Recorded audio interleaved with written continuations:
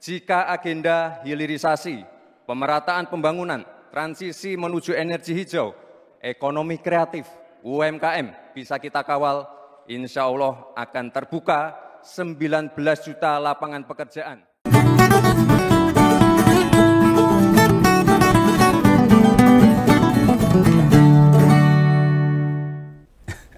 Sekali lagi tentang Jokowi dan Gibran.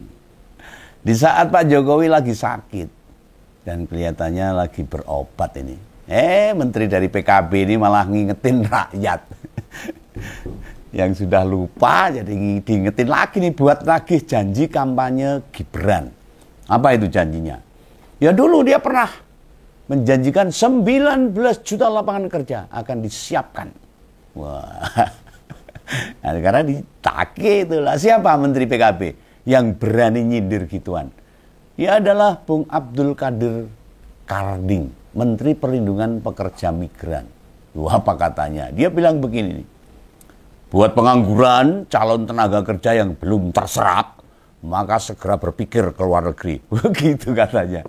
Lo lagi mana kok malah suruh ke luar negeri? Apa negaranya nanti kosong nggak ada pekerja? Lo kalimat tadi disampaikan di acara talk show sekaligus peresmian gedung Migran Center di kampus Undip Tembalang, Semarang sana. Nah, saya dulu kan di Semarang lama. Nah kebetulan di Jawa Tengah sendiri tingkat pengangguran mencapai 1 juta angkatan kerja ini. Sedangkan data nasional jumlah pengangguran tembus 70 juta. Banyak banget. Aduh, 70 juta masyarakat nganggur angkatan kerja, makan pakai apa itu? Nah ini barangkali Bung Kadir wis gregeten ini. Bingung juga. Janji Gibran terpilih. Soal ketersediaan lapangan kerja nggak segera ada. Mungkin malah nggak pernah ada.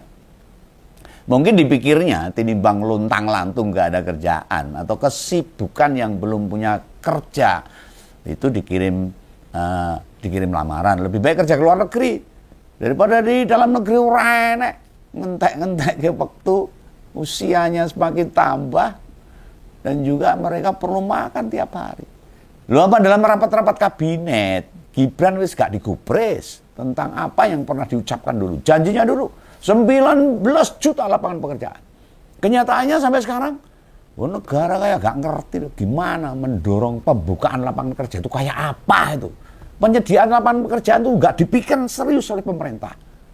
Malah ugal-ugalan dok di sana sini, korupsi, sumber daya alam dikeruk habis-habisan. Nah dengan efisiensi budget gede-gedean, menyudo itu apa ya? Mengurangi banyak program infrastruktur, efisiensi anggaran. Ya, makin langka garapan fisik karena memang di garapan infrastruktur semakin sedikit, ya. Bikin peluang kerja nggak tersedia. Ditambah situasi global yang nggak menentu. Lo jelas menghimpit banyak pengusaha, kontraktor dan sebagainya. Pada menahan duitnya, akhirnya apa? Banyak masyarakat angkatan kerja nggak bisa apa-apa. Itu masih ketambahan loh, perang di kawasan Timur Tengah antara Iran sama Israel. Lo pengusaha di dunia ya makin berhati-hati.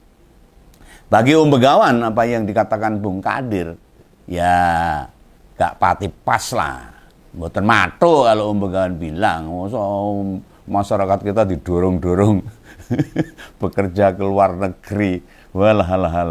Lah tinimbang disampaikan ke media, Bung Abdul Qadir menanyakan tentang peluang kerja di rapat kabinet ketika rapat-rapat dengan Pak Prabowo dan Gibran. Bila diungkap atas janji Gibran, kan nanti Pak Prabowo sebagai presiden jadi tahu.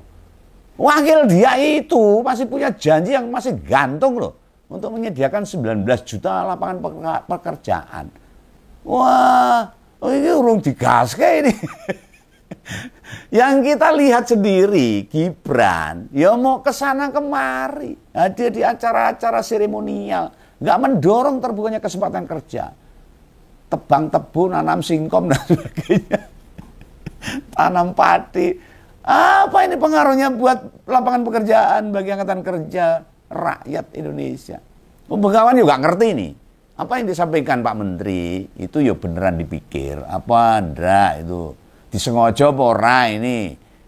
Mau sampai kapanpun omongan 19 juta lapangan kerja itu janji loh, dan janji itu hutang. Ya jangan dibandingkan sama Pak Jokowi yang naik omongan calcul sen kanan belok kiri, ya. Gak nganggep yang diucapkan itu yang benar-benar akan diwujudkan. Presiden juga mestinya membuat informasi ini, diklarifikasi. Janji loh ini Pak, jangan salah ini. Saat Gibran ngomong itu, berjanji bikin 19 juta lapangan kerja waktu kampanye dulu, itu karpe dewe. Atau memang salah satu materi kampanye resmi.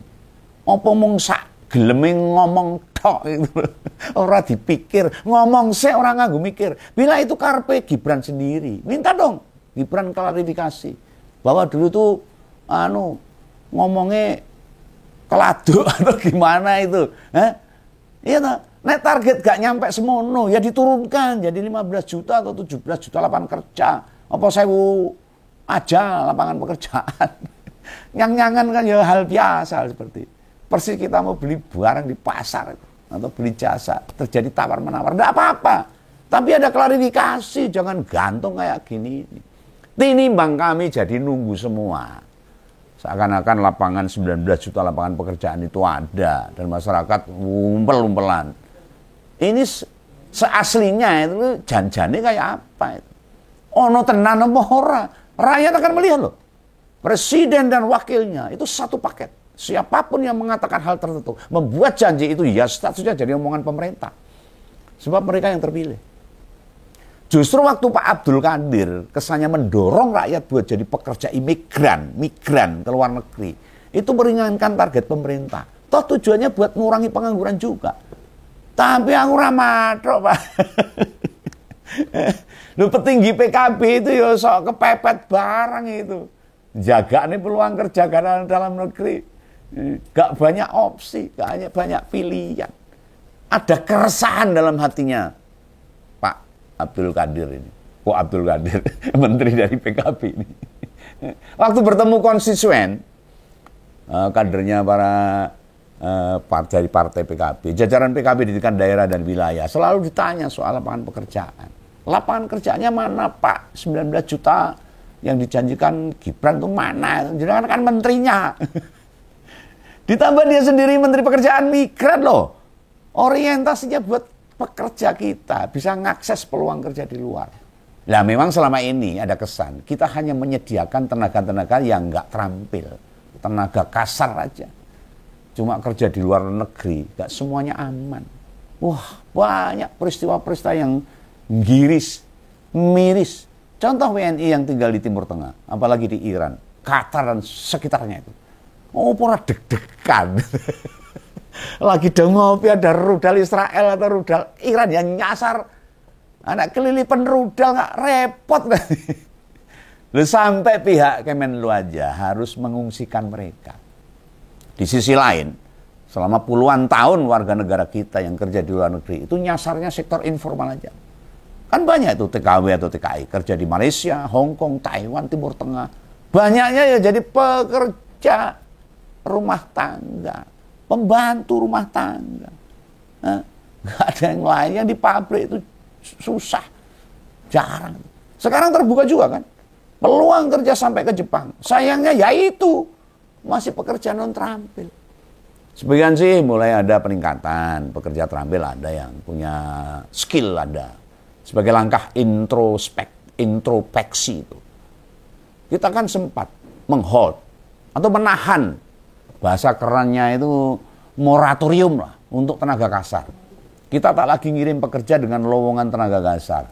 Entah itu PRT, buruh bangunan atau babysitter, pekerja perkebunan dan lainnya, atau pemetik buah dan sebagainya itu. Itu ditahan. Nah, untungnya sekarang diimbangi tenaga kerja formal.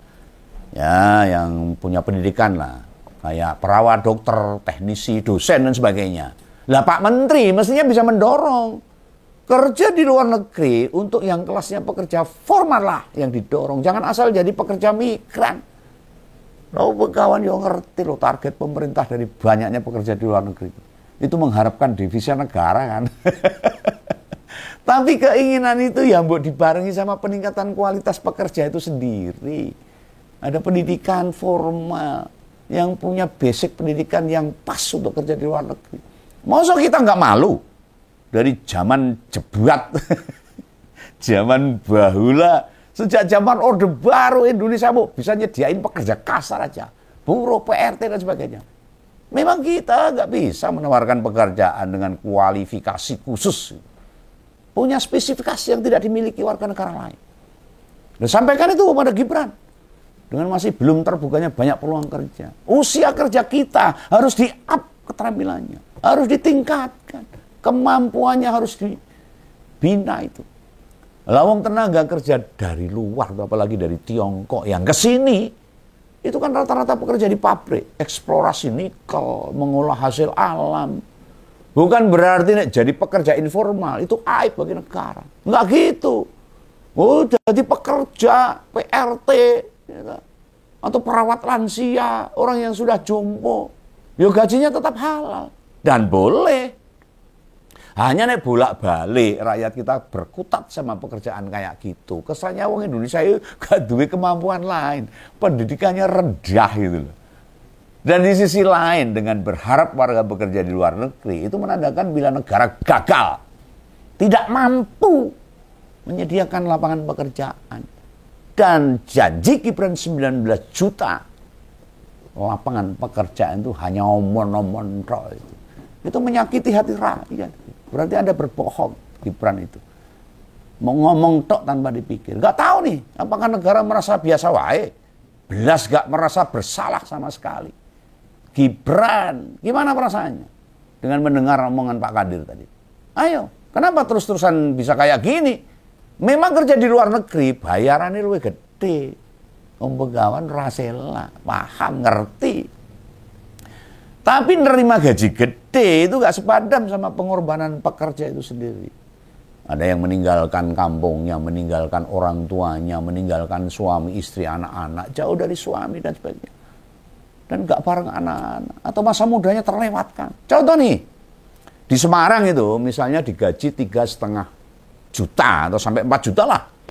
Dengan status berkeluarga, itu mending banget. Pagi kerja, sore pulang masih bisa ketemu suami dan anak dan bisa nyambi di rumah. Jualan apalah. Atau membuat ketahanan pangan di rumah, nanam sayur dan sebagainya.